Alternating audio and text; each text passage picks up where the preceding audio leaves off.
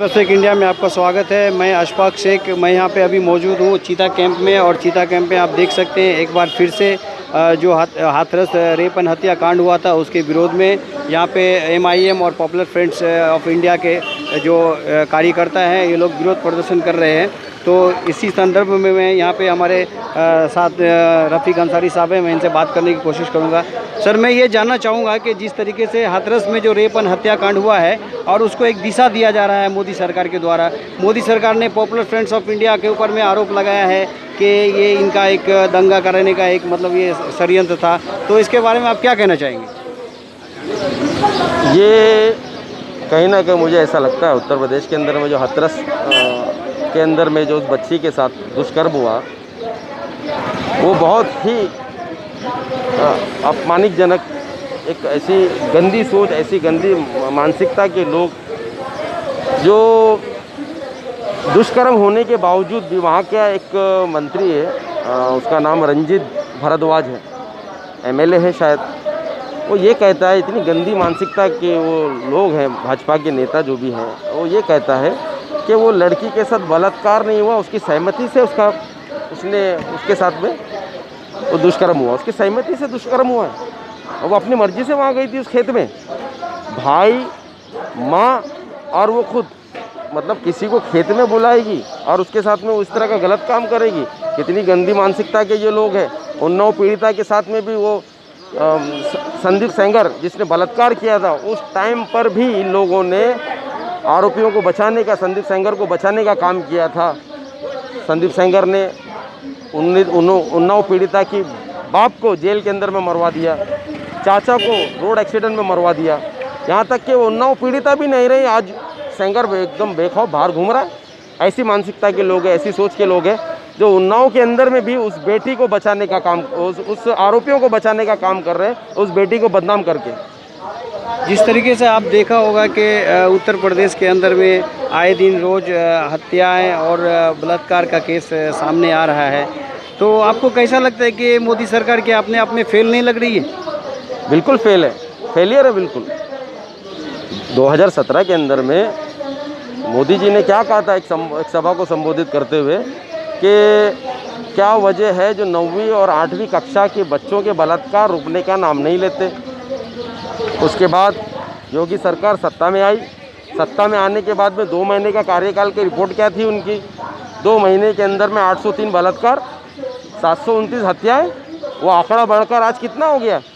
वो आंकड़ा बलात्कार का बताता है 6840 बलात्कार, 6080 हत्याएं। और हमारे देश का किसान कहाँ जा रहा है? हमारे देश का किसान भी इन्हीं की सरकार के अंदर में 2700 के ऊपर में किसानों ने आत्महत्या कर ली। तो ये फेलियर सरकार है।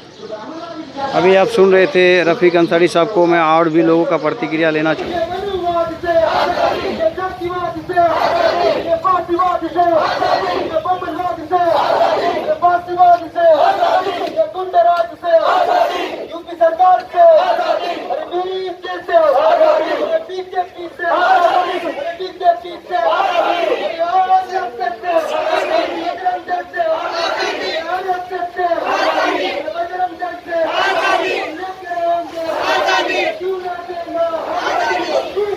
यहाँ पे जो है वो MIM के हमारे कुछ वरिष्ठ अधिकारी मौजूद हैं, मैं उनसे जानने की कोशिश करूँगा।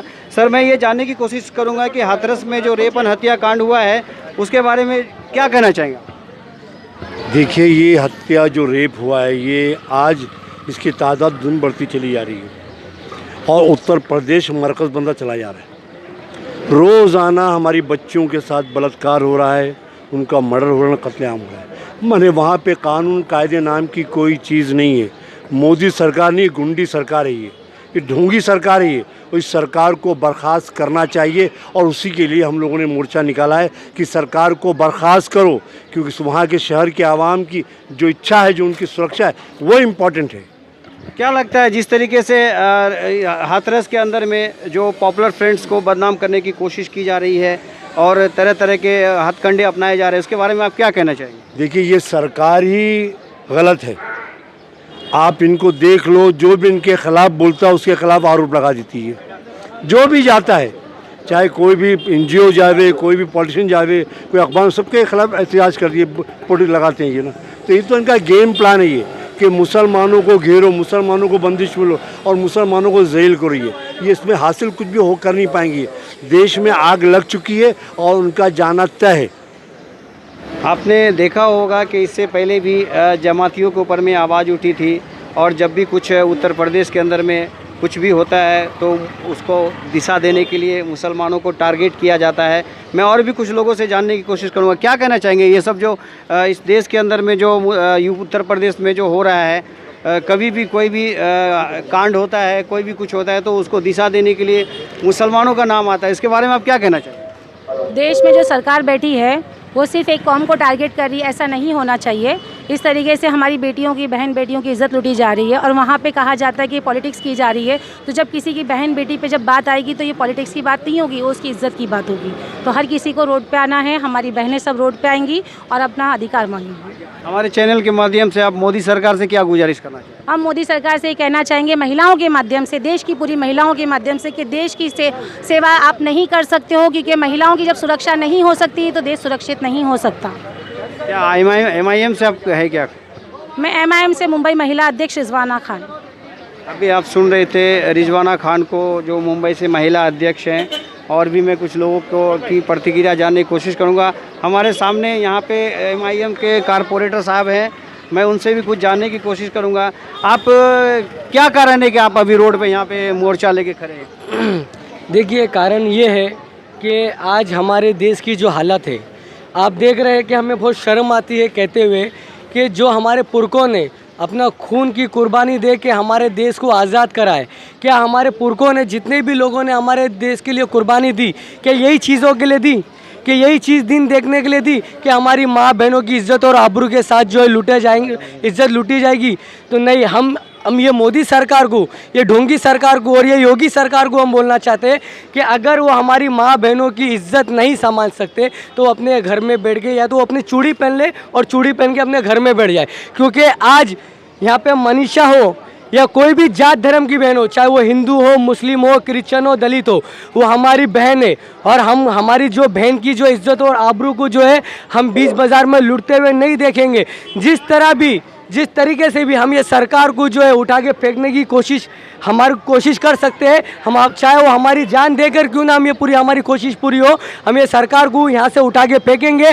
और हमारे देश के अंदर से जो है, जो भाईचारे को जो हटाने की सोच रहे, हम वो भाईचारा और हमारा संविधान और हमारी माँ बहनों की इज्जत को हम जो है बचाने की कोशिश करेंगे मोदी सरकार से। मौजूद है कुछ पॉपुलर फ्रंट्स के कुछ बड़े अधिकारी हैं, मैं उनसे जानने की कोशिश करूंगा। सर, जिस तरीके से उत्तर प्रदेश के अंदर में हाथरस जो रेप एंड हत्या कांड हुआ है, उसमें पॉपुलर फ्रंट्स ऑफ इंडिया को बदनाम करने का एक जो आरोप लगा है, तो उसके बारे में क्या कहना चाहेंगे?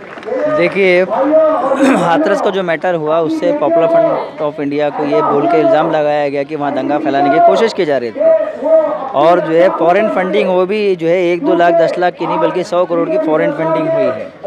ये एक सरासर झूठा इल्ज़ाम है, और जिनको पॉपुलर फ्रंट का बोलकर पकड़ा गया वो कैंपस फ्रंट के और जो है 2 जर्नलिस्ट हैं केरला के, वो लोग वहाँ पर फैक्ट फाइंडिंग के लिए जा रहे थे, इस मामले को जो है कवर करने के लिए जा रहे थे। तो मुसलमान थे, इसलिए उनको जो है इस इल्ज़ाम में जो है उनको पकड़ा गया है। और अभी जो है आज की न्यूज़ है, ईडी ने जो है क्लियर कर दिया कि जो है ये पॉपुलर फ्रंट का जो है इसके अंदर कोई हाथ नहीं है, और जो 100 करोड़ का जो बात है वो फेक न्यूज़ है करके ये उसने क्लियर कर दिया है। और जो लोग अभी 4 लोग अंदर है जेल के अंदर, उसके लिए जो है लीगल कार्रवाई चल रही है। जिस तरीके से आपने देखा होगा कि इससे पहले भी जमातियों के ऊपर में एक इल्ज़ाम लगाया गया कि जमाती जो है वो कोरोना जिहादी है, तो उसके बारे में आप क्या कहना चाहेंगे? देखिए, बीजेपी सरकार जो है, आरएसएस की बीजेपी सरकार टोटली फेल है, विकास के मुद्दे पे फेल है। इवन जो है उनका जो एजेंडा था फिस्तायत का जो एजेंडा था, वो एजेंडा भी उनका फेल हो चुका है। अब उनको अपनी चीज़ों को छुपाने के लिए किसी न किसी को सामने लाना ज़रूरी है, कोई ना कोई बहाना बनाना ज़रूरी है। तो कभी वो कोरोना के नाम पे तबलीग जमात को निशाना बनाते हैं, बाद में पता चला कि भी कोरोना कैसे फैला वो भी हमको समझ में आया। अभी जो है CA NRC के ताल्लुक से जो जामिया का मैटर हुआ, उसमें आपको पता है जो है खालिद को भी अरेस्ट किया गया और बहुत सारे सैकड़ों जो एक्टिविस्ट को अरेस्ट किया गया।